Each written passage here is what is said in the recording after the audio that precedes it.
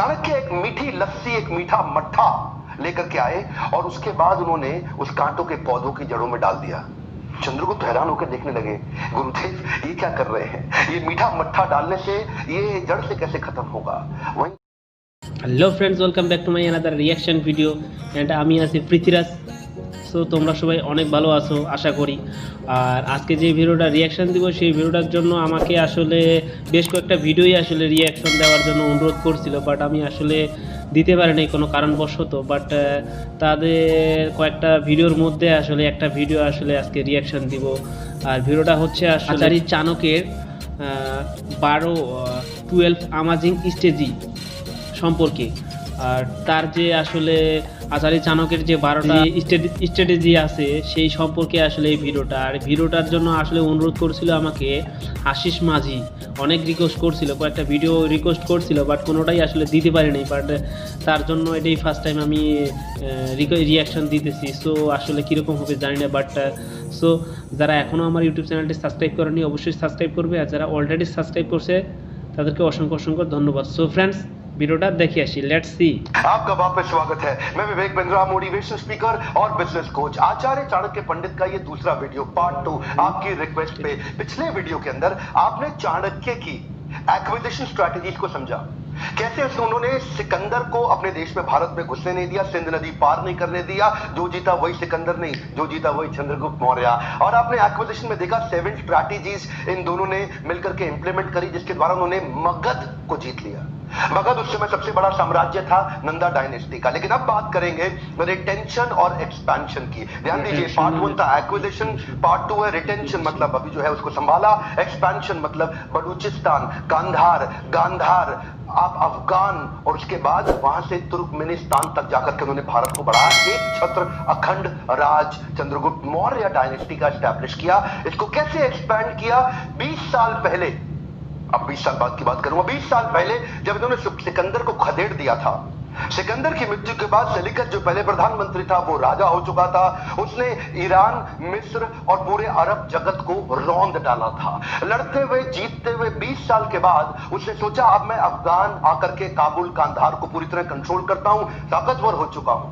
20 साल पहले हम लोग आए थे यहां पे, वापस लौट गए थे थक के, हार के, लेकिन अब तो भारत को ऐसे लूट लूंगा, खत्म कर दूंगा। धन की कमी थी उसके पास, सोचा क्यों ना भारत में फिर अटैक किया जाए और भारत को रौंद दे, लेकिन जानता नहीं था अब वो भारत नहीं रहा। ये विभाजित टुकड़ों में, ये विभाजित टुकड़ों में बटा हुआ भारत नहीं था। अब तो चंद्रगुप्त मौर्य नाम का शेर यहां रहता था, जो एक छत्र अखंड भारत को लीड करता था। सेल्यूकस ने 3 लाख की पैदल सेना, हाथी घोड़े लेके भारत पे धावा बोल दिया, लेकिन चंद्रगुप्त के पास चाणक्य थे। चाणक्य की गाइडेंस में युद्ध शास्त्र में एक्सपर्ट हुए लोग जो इतने अलर्ट और ताकतवर थे, अब शराब के नशे में नहीं थे नंदाज की तरह।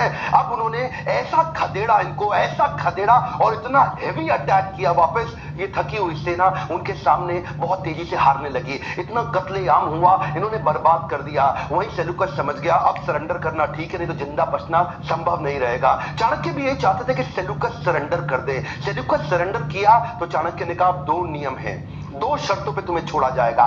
पहला क्या? कांधार, गांधार, बलूचिस्तान, तुर्कमेनिस्तान तक जितना भी अफगान का राज तुमने किया है वो सब अब मौर्य डायनेस्टी में आ जाएगा। वो मान गया। और दूसरा, तुम्हारी पुत्री हेलेन का विवाह चंद्रगुप्त मौर्य के साथ होगा और तुम्हारी पुत्री से उत्पन्न संतान उत्तराधिकारी नहीं बन सकेगी। ध्यान दीजिएगा, इन्होंने क्या बोला? क्योंकि तुम विदेशी मूल के हो और विदेशी नागरिक होने के कारण तुम्हारी भारत के प्रति वो निष्ठा नहीं हो सकती, तो हेलेन का विवाह तो होगा लेकिन पुत्र उत्तराधिकारी नहीं बन सकेगा। और ये 2 शर्तें जब रखी तो चंद्रगुप्त मौर्य वापस आए और आचार्य से पूछे, आचार्य क्या कारण है कि मैं क्यों हेलेन से विवाह करूं? ये हेलेन से विवाह करके हमारा क्या फायदा होने वाला है? तभी चाणक्य पंडित ने कहा, ये लेसन सुनिएगा जरा ध्यान से, कहा कि समस्या को खत्म नहीं करना, जड़ से खत्म करना है। चंद्रगुप्त सोचने लगे जड़ से कैसे खत्म होगी? तो आचार्य चाणक्य चंद्रगुप्त को लेके अपने साथ में बाहर जंगल में चले गए और वहां पे कांटों के पौधे के ऊपर से चलने को बोला। चंद्रगुप्त को और चाणक्य को कांटा चुभा। इन्होंने क्या कहा कि ऐसा क्या करें कि कांटा चुभे नहीं? तो चंद्रगुप्त बोले कि इस कांटों की झाड़ी को उखाड़ दो। चाणक्य बोले रुको। चाणक्य एक मीठी लस्सी, एक मीठा मट्ठा लेकर के आए और उसके बाद उन्होंने उस कांटों के पौधों की जड़ों में डाल दिया। चंद्रगुप्त हैरान होकर देखने लगे, गुरुदेव ये क्या कर रहे हैं, ये मीठा मट्ठा डालने से ये जड़ से कैसे खत्म होगा। वहीं चाणक्य पंडित बोले, जैसे ही मीठी लस्सी आएगी इसके बाद चींटियों का अटैक पड़ जाएगा इनकी जड़ों पे, और जड़ों तक जाकर के उस मट्ठे को चाटने और खाने के लिए चींटियां खत्म कर देंगी, इसकी जड़ों को उखाड़ के बर्बाद कर देंगी और ये मृत हो जाएगा। ठीक उसी प्रकार एक बार तुमने हेलेन के साथ विवाह कर लिया तो ये जो यवन है ना, ये दोबारा अपने ही घर परिवार में अटैक करने नहीं आएंगे। ये तो बार बार 20-20 साल बाद आते हैं, सिकंदर की संतानें, ये दोबारा नहीं आएंगी, इसलिए तुम उसकी पुत्री से विवाह कर लो, समस्या जड़ से समाप्त हो जाएगी। चाणक्य पंडित बहुत दूरदृष्टि रखते थे, इसको बोलते हैं एक विजनरी लीडर जो कि बिहेवियर्स को समझते हैं और उनको प्रेडिक्ट करते हैं, और यही कारण है अच्छा मेंटर हो आपको दुनिया में कोई हरा नहीं सकता। और इसके बाद मैं आपको 12 विजनरी मैनेजमेंट स्ट्रैटेजीज देता हूं, एक एक करके ध्यान से सुनते जाइए। 12 वो स्ट्रैटेजीज जिनसे चाणक्य ने मेंटेन भी किया उस एक छत्र साम्राज्य को और उसके बाद एक्सपेंशन और किया। पहला management principle, disruption of corruption. Chanakya Pandit जानते थे कि करप्शन को समाप्त करना जरूरी है।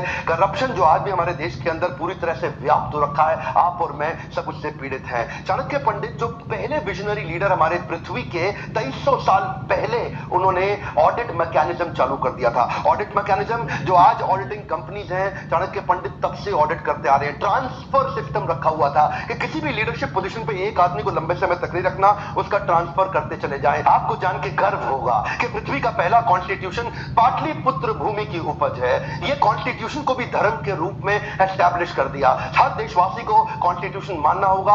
ऑडिट मैकेनिज्म के थ्रू सबको कंट्रोल करके रखेंगे। दूसरा मैनेजमेंट प्रिंसिपल, किसी भी चीज को एग्जीक्यूट करने के लिए 6 point plan of execution ability build करते हैं। क्या होता है ये 6 पॉइंट प्लान? ये हर काम को करने से पहले ही डिसाइड करते थे 6 चीजों को कि हमें करना क्या है, कौन करेगा, कैसे करेगा, कब तक करेगा, किसकी मदद से करेगा और इस काम को चेक कौन करेगा। ये 6 चीजों को कंट्रोल करते हैं। मेरा पिछला एक वीडियो TRA TRS वो मैंने चाणक्य पंडित से लेके बताया था आपको। TRA TRS का वीडियो अगर आपने नहीं देखा तो देखिएगा, मैं डिस्क्रिप्शन में लिंक भी दे दूंगा। अच्छा, तीसरा पॉइंट ये कहते हैं कि सांप को दूध पिलाने से विष ही बढ़ता है अमृत से। एक बात सुनिए ध्यान से, सांप को दूध पिलाओगे ना तो विष और बढ़ जाएगा, सांप और ज्यादा जहरीला हो जाएगा। तो करना क्या है, ये अपने अच्छे लीडर्स को बिल्ड करने पे बड़ा फोकस करते थे। इन्होंने एक श्लोक दिया, यथा चतुर्भि कनकम परीक्षते निघर्षणम छेदन ताप ताडने तथा चतुर्भि पुरुषम परीक्षते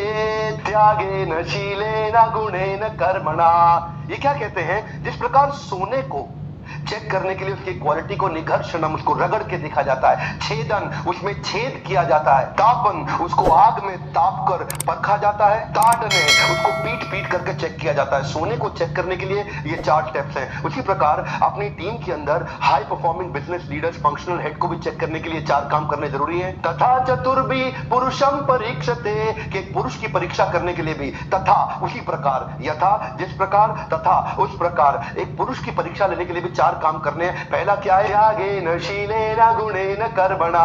पहले उसके त्याग को देखो, क्या जो व्यक्ति आपके साथ काम कर रहा है वो पर्सनल पावर के लिए कर रहा है, पोजिशनल पावर के लिए कर रहा है। कई लोग केवल पोजीशन के पीछे भाग रहे हैं, वो सत्ता, कुर्सी, लोभ, लालच इसके पीछे कर रहे हैं। क्या उसमें त्याग की भावना है कि नहीं है? पहला पॉइंट। अगर त्याग की भावना नहीं है, आपके लिए खतरनाक साबित होगा। शीलेन, उसका चरित्र कैसा है, कैरेक्टर कैसा है, कठिन परिस्थिति में उसका चरित्र दिखाई पड़ेगा। गुणेन, उसकी इंट्रिंसिक बाकी क्वालिटीज कैसी हैं। कर्मणा, वो काम कैसे करता है, उसके कर्म कैसे हैं। ये 4 चीजें जब आप देखेंगे तो इससे आप अपने हाई परफॉर्मिंग लीडर्स को, आप कैरेक्टर्स को तैयार कर सकते हैं। दूसरी तरफ जैसे सोने में बताया गया गोल्ड को चेक करने के लिए 4 चीजें, इसी तरह हाई परफॉर्मिंग टीम को चेक करने के लिए भी 4 चीजें। चौथा प्रिंसिपल बड़ा कमाल का इन्होंने एस्टैब्लिश किया, देश का स्वार्थ ही मेरा स्वार्थ। क्या मतलब हुआ? Nation first.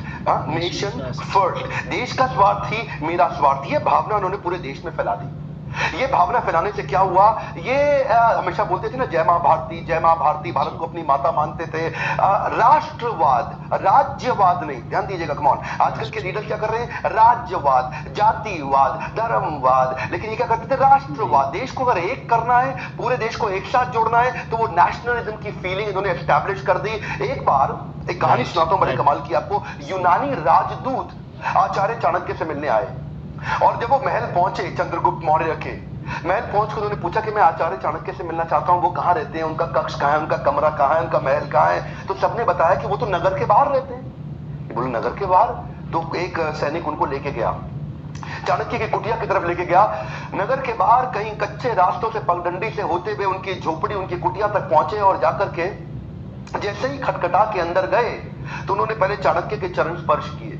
चरण स्पर्श करके उनको प्रणाम किया और बोला, आचार्य आप तो प्रधानमंत्री हैं, आप तो महामंत्री हैं, आपको तो चंद्रगुप्त किसी भी समय एक अलग महल बनवा के दे देंगे, तो आप इस कुटिया में क्यों रहते हैं? चाणक्य ने जो उत्तर दिया जान के बड़ा खुशी होगी आपको। चाणक्य कहते हैं, अगर देशवासियों की कड़ी मेहनत, पसीने, खून की कमाई के दम पे मैं महल में रहूंगा तो मेरे देश की जनता को कुटिया में ही रहना पड़ेगा। कम ध्यान दीजिए, अगर आपके टैक्स के पैसे से मैं महल में रहा तो आपको कुटिया में रहने के लिए मजबूर होना पड़ेगा, इसलिए मैं कुटिया में रहता हूं ताकि अपने देश के दर्द को समझ सकूं। इसीलिए कहते हैं कंट्री फर्स्ट, देश के स्वार्थ में मेरा स्वार्थ। एक बार एक चीनी नागरिक इनसे मिलने गया, इनसे पर्सनल गाइडेंस लेने के लिए। वो चीनी नागरिक एक बड़ा व्यापारी था, इनसे पर्सनल गाइडेंस लेने आया और आकर के उन्होंने आचार्य को प्रणाम किया, उनको नतमस्तक हुआ। तो आचार्य उस समय कुछ लिख रहे थे और उस समय जब लिख रहे थे तो उसको चीनी नागरिक को देख के उन्होंने प्रणाम किया उत्तर में। उसके बाद वहां 2 दिए पड़े थे, तेल के दिए होते थे ना उन दिनों को, बिजली लाइट वगैरह तो होती नहीं थी, शैंडेलियर, तेल के दिए में एक दिए को बुझाया और दूसरा दिया जला दिया। तो वो चीनी नागरिक देख के हैरान हो गया, बोला लगता है यहाँ की कोई प्रथा है देश की, भारत की, कि जब कोई गेस्ट आएगा तो एक दिए को बुझाओ दूसरा दिया जला दो। बोला गुरुदेव इस प्रथा के बारे में समझाइए। चाणक्य ने कहा ये कोई प्रथा नहीं है, वो जो पहला दिया था ना उसमें जो तेल था वो मेरे देश का तेल था, क्योंकि मैं देश के काम के लिए उसको इस्तेमाल कर रहा था और लिख रहा था और देश का काम इस समय कर रहा था। पर अब तुम मुझसे पर्सनल गाइडेंस लेने आए हो तो मैं देश के तेल को इस्तेमाल नहीं कर सकता दिया जलाने के लिए। ये मेरा पर्सनल तेल और मेरा निजी दिया है, इसको जला रहा हूं क्योंकि पर्सनल डिस्कशन हो रही है, इस समय देश के लिए नहीं हो रही। चाणक्य की बात सुन के, उनकी ईमानदारी और राष्ट्र निष्ठा को देख के वो वही नतमस्तक हो गया, उनके चरण स्पर्श किए। चाणक्य ने इस प्रिंसिपल को एस्टैब्लिश कर दिया, कंट्री फर्स्ट, जिसके कारण देश दोबारा टूटा ही नहीं कभी। अगला प्रिंसिपल, बुद्धिमान इंसान गोपनीय ज्ञान को गोदाम में रखता है। ध्यान से सुनिएगा, बड़ी कमाल की बातें हैं यहाँ। एक जो सबसे बुद्धिमान व्यक्ति है वो क्या करेगा, एक गोपनीय ज्ञान को गोदाम में, गोदाम मतलब क्या होता है, बेसमेंट में छुपा हुआ, अंदर दबा हुआ, गोदाम के अंदर। यानी कि चाणक्य कहते हैं अगर आप अपनी गोपनीय बात को पचा नहीं सकते, छुपा नहीं सकते, तो कैसे विश्वास कर लोगे कि दूसरा पचा लेगा या छुपा लेगा? अगर आप अपने सीक्रेट को सीक्रेट नहीं रख पाते तो दूसरा कैसे रख लेगा? इसलिए अपने कॉन्फिडेंशियल मैटर्स, अपने सीक्रेट्स को सब में पब्लिक ना करें, उसको गोदाम में छुपा के रखें। ये बुद्धिमान इंसान की निशानी है। थोड़ा तेज चलूंगा क्योंकि वीडियो तो बहुत लंबा बनाने का मन करता है, लेकिन आप लोग के पास समय कम है ना। तो छठा पॉइंट है, evaluate the self interest in relationships. Her relationship किसी ना किसी इंटरेस्ट से जुड़ा हुआ है। चाणक्य कहते हैं कि कोई भी ऐसा रिलेशनशिप नहीं है, ये कड़वी सच्चाई है संसार की, जिसमें कोई भी इंटरेस्ट ना हो। हर रिलेशनशिप में कुछ ना कुछ इंटरेस्ट है। और वो ये कहते हैं कि अपना इंटरेस्ट और सामने वाले का इंटरेस्ट दोनों को इवैल्यूएट कर लो। अगर सामने वाले का इंटरेस्ट आपके लिए खतरनाक नहीं है, अगर सामने वाले का इंटरेस्ट आपको कोई बड़ा खतरा नहीं देने वाला, तो ऐसा रिलेशनशिप ठीक रहता है, उसमें दिक्कत नहीं है। 7वां पॉइंट, कमजोरी का प्रदर्शन आपको और कमजोर बना सकता है। क्या मतलब हुआ कि जैसे सांप जिसका भी जहर नहीं है उसको भी फुफकारना नहीं छोड़ना चाहिए, क्योंकि अगर सबको पता चल गया कि ये सांप जहरीला नहीं है तो उस सांप का बड़ा बुरा हाल किया जाएगा, उसको लोग बहुत तंग करेंगे।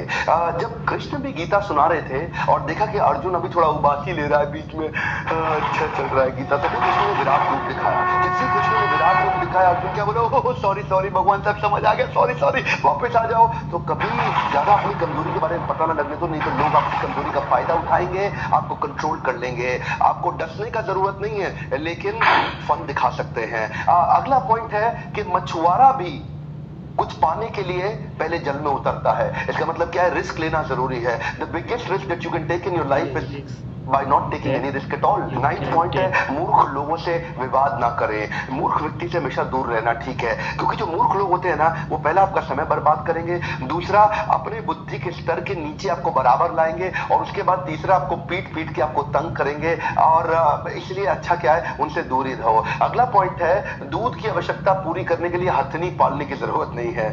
अगर आपको दूध चाहिए तो हथनी ना पालें। हाथी जो है ना, एक एक्सपेंडिचर का सूचक है, यानी कि जब भी कुछ एक्सपेंशन एक्सपेंशन कर रहे हो किसी जरूरत के लिए, अननेसेसरी बड़े बड़े एक्सपेंडिचर करने की जगह कोशिश करें कि अपने आप को एकदम स्लिम एसेट लाइट रखें। आपने मेरा मॉडल सुना ना, फ्लाई लाइट, एसेट लाइट, ये चाणक्य पंडित ने उस समय सिखाया था कि जब भी एक्सपेंशन करना हो कोशिश करें कि कम धन के अंदर किया जा सके। हथनी के बिना ही दूध का भी अरेंजमेंट किया जा सकता है। जब आपको पेट्रोल भरवाना हो गाड़ी में तो आप पेट्रोल पंप नहीं खरीदते हैं। जब आपको घर में दूध 2 लीटर मंगाना हो तो आप 10 गाय नहीं खरीद लेते हैं। उसी प्रकार जब आपको एक्सपेंशन करना हो, जबरदस्ती अपने एसेट ना बिल्ड करें, फ्लाई लाइट। 11वां सूत्र है, शराबी के हाथ में दूध का ग्लास भी शराबी समझा जाता है।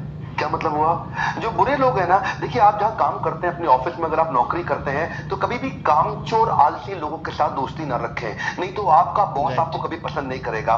ऐसे लोग जो नॉन प्रोडक्टिव हैं, ऐसे लोग जो कंपनी में पैरासाइट हैं, उनसे अपने आप को थोड़ा डिस्टेंस कर लें, क्योंकि जब भी बॉस आपको उनके साथ देखेगा तो आपको उनके जैसा ही समझेगा, भले ही आप कितने अच्छे कितने इंटेलिजेंट क्यों ना हो। अपने इंप्रेशन को बनाए रखने के लिए ईमानदार लोगों से दोस्ती करें, क्योंकि बॉस को हमेशा अलर्ट और कमिटेड लोग ही पसंद आते हैं। और 12वां पॉइंट है quality enhancement. Chanakya quality enhancement पे बहुत जोर देते थे। जिस प्रकार एक लकड़ी में दीमक लगी हुई लकड़ी जल्दी नष्ट हो जाती है, ठीक उसी प्रकार किसी राज्य का शासक अगर अशिक्षित है तो वो राज्य का कल्याण कभी नहीं कर सकता। देखिए, विद्या ही निर्धन का धन है। कमॉन, एक बात और, क्या? विद्या ही निर्धन का धन है। विद्या एक ऐसी चीज है जो कभी चोर भी चुरा नहीं सकता, दुनिया में कोई चोरी नहीं कर सकता। इसीलिए विद्या पे वो शिक्षक होने के नाते उन्होंने शिक्षा देकर के ही चंद्रगुप्त मौर्य को खड़ा किया था।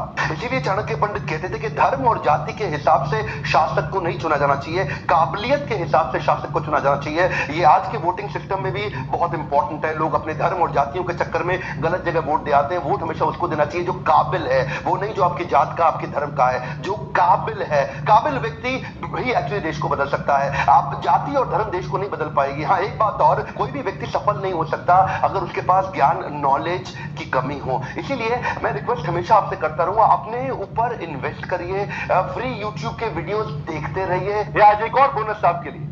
जिस प्रकार चंद्रगुप्त को चाणक्य की आवश्यकता थी, ऐसे ही आपको भी आपके जीवन में एक चाणक्य चाहिए। और एक नहीं, कई चाणक्य अब मैं अपने साथ आपके लिए लेके आया हूं। एवरीथिंग अबाउट एंटरप्रेन्योरशिप के प्रोग्राम के बारे में आप जानकारी ले चुके हैं। 1500 रुपए महीने में ऐतिहासिक, अद्भुत, दुनिया का मोस्ट अफोर्डेबल प्रोग्राम। इससे कम पैसों के अंदर इससे पावरफुल प्रोग्राम दुनिया में कोई नहीं दे सकता। क्यों जानते हैं? मेरे साथ में मिलके आपको ट्रेनिंग कौन देंगे जानते हैं? वो कौन चाणक्य है जो आपके बिजनेस में आपकी मदद कर सकते हैं? मारुति के chairman mister R C. Bhargava. Maruti अपनी इंडस्ट्री में नंबर 1 है, वो आपकी मदद करेंगे। फोर्ड मोटर्स के global chairman mister Alfred Ford, जो हेनरी फोर्ड के पोते हैं, वो हमारे साथ जुड़ चुके हैं इस प्रोग्राम में। वो आपको ट्रेन करेंगे। आरओ में हमारे देश में नंबर 1 केंट है, तो केंट आरओ के चेयरमैन मिस्टर महेश गुप्ता हमारे साथ जुड़ चुके हैं, वो आपकी ट्रेनिंग करेंगे। मोबाइल में नंबर 1 शाओमी है, तो शाओमी के इस समय सीईओ मनु जैन आपकी ट्रेनिंग करेंगे मेरे साथ मिलकर के। बजाज कैपिटल के चेयरमैन खुद संजीव बजाज मिलकर मेरे साथ आपकी ट्रेनिंग करेंगे। पैकर मूवर्स में अग्रवाल पैकर मूवर सबसे बड़े मिस्टर रमेश अग्रवाल मेरे साथ आपकी ट्रेनिंग करेंगे। डॉक्टर्स में डॉक्टर देवी शेट्टी, पद्मश्री पद्म भूषण हमारे साथ मिलकर आपको सिखाएंगे। डॉक्टर अरविंद लाल पैथ लास्टे आपको हमारे साथ मिलकर सिखाएंगे। हमारे देश का नंबर 1 सर्कुलेटिंग न्यूज़पेपर है दैनिक भास्कर, उसके मैनेजिंग डायरेक्टर गिरीश अग्रवाल मेरे साथ मिलकर आपकी ट्रेनिंग करेंगे। एक बात बता रहा हूं आपको, ये दुनिया में पहली बार हुआ है कि इतना बड़ा महाकुंभ तैयार हुआ है जहां करोड़पति अरबपति लोग आपके साथ प्रोफेसर बनके आपको ट्रेन करेंगे। मेरे वीडियोस के अलावा ये सब लोग जुड़े हुए हैं मेरे साथ में। इसी नंबर पे फोन करके चेक करिए कि और कौन कौन से एंटरप्रेन्योर और कौन कौन से अरबपति मेरे साथ में प्रोफेसर है जो आपको सिखाएंगे। और हाँ, स्टूडेंट के लिए 750 रुपए महीना, एंटरप्रेन्योर के लिए 1500 रुपए महीना। एक बात तो पक्की है, देश को बदलने की मैंने ठान ली है। और खुशखबरी क्या है, कल मेरा जन्मदिन है। आपसे जन्मदिन पे कुछ मांगना चाहता हूं मेरे लिए। क्या आप थोड़ी प्रार्थना कर सकते हैं? आपकी प्रार्थनाओं में, आपकी दुआओं में बहुत ताकत है। ताकत दीजिए मुझको ताकि मैं अपने मिशन में सफल हो सकूं। मेरे साथ जुड़े रहने के लिए, हर बार वीडियोस को लाइक करके चैनल को सब्सक्राइब करने और करवाने के लिए आप सबका प्रेम पूर्वक दिल से बहुत बहुत धन्यवाद। सो फ्रेंड्स, অসংখ্য ধন্যবাদ আসলে আশিস মাঝিকে আসলে এত একটা সুন্দর একটা মোটিভেশনাল আসলে ভিডিও দেওয়ার জন্য আসলে। আর ভিডিওটা আসলে অনেক জ্ঞানমূলক ছিল। সাধারণত একটা দেশের জন্য আসলে দেশের নেতা বা মন্ত্রীদের জন্য আসলে এই ভিডিওটা আসলে অনেকটাই ইউজফুল, মানে উপকারী আসলে। আর সাধারণত এই ভিডিওটাতে আসলে আমি আচার্য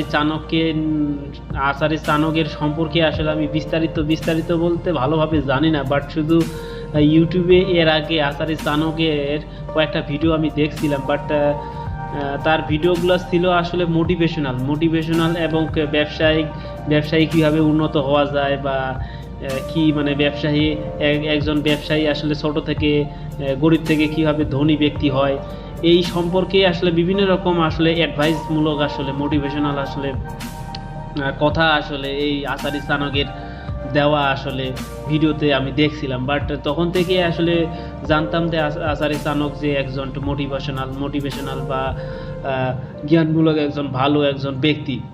আর সাধারণত এই ভিডিওটাতে যে দেখলাম 12টা স্ট্র্যাটেজি, আসলে এই 12টা স্ট্র্যাটেজি আসলে একটা দেশের জন্য আসলে অনেক আসলে একটা দেশের নাগরিকের জন্য আসলে যে স্ট্র্যাটেজিগুলো বললো, আসলে যেহেতু এটা হিন্দি ভাষায়, আমি হিন্দি ভাষা একবারেই পরিপূর্ণতা বুঝি না, বাট অনেকটাই বুঝি আর কি হিন্দি ভাষা, সেই ক্ষেত্রে আসলে অনেকটাই বুঝছি, কিন্তু বাট বাংলা ভাষায় হলে আমি আরও ভালোভাবে আসলে বুঝতাম আর সম্পূর্ণভাবে মানে কাজে দিত আমার। আর এই ভিডিওটা আসলে আসারি চানক দেখলাম খুব মহান একটা ব্যক্তি, হয় মন্ত্রী হইতে পারে, বাট আমি জানি না মন্ত্রী ছিল কি না, বাট জানি না, কিন্তু তার সম্পর্কে যেহেতু আমি বিস্তারিত জানি না, আসলে সেই সম্পর্কে আমি আসলে ভালোভাবে কিছু বলতে পারতেছি না। বাট যেই 12টা স্ট্র্যাটেজি দিচ্ছে আসলে আসারি চানক, তার মধ্যে আসলে এগুলো আসলে অসাধারণ, প্রত্যেকটা জনগণের জন্য আসলে খুব কার্যকরী। আর যেহেতু আমি তার সম্পর্কে জানি না, অবশ্যই আমি এখন জানবো আসলে, যেহেতু ভিডিওটা দিছে তার সম্পর্কে বিস্তারিত দেওয়া নেই, শুধু তার স্ট্র্যাটেজি দেওয়া আছে 12টা, আর আমি বিস্তারিত পার্সোনালিভাবে ইউটিউবে বা গুগলে সার্চ করে তার বিস্তারিত একটু জানবো। সো ফ্রেন্ডস, ভিডিওটা হয়তো তোমাদের ভালো লাগলে অবশ্যই লাইক কমেন্ট করবে, আর অনুরোধ, যারা এখনও আমার ইউটিউব চ্যানেলটি সাবস্ক্রাইব করেনি অবশ্যই সাবস্ক্রাইব করবে, আর যারা অলরেডি করছে তাদেরকে অসংখ্য ধন্যবাদ। সো ফ্রেন্ডস, দেখা হবে অন্য এক ভিডিওর সাথে। So good bye.